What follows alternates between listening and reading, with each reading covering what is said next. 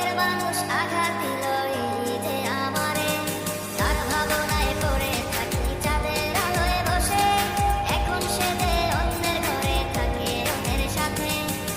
শখের মানুষ তোর কারণে রয়ে গেলাম একা, আর হবে না দেখা রে বন্ধু, আর হবে না দেখা। শখের মানুষ তোর কারণে রয়ে গেলাম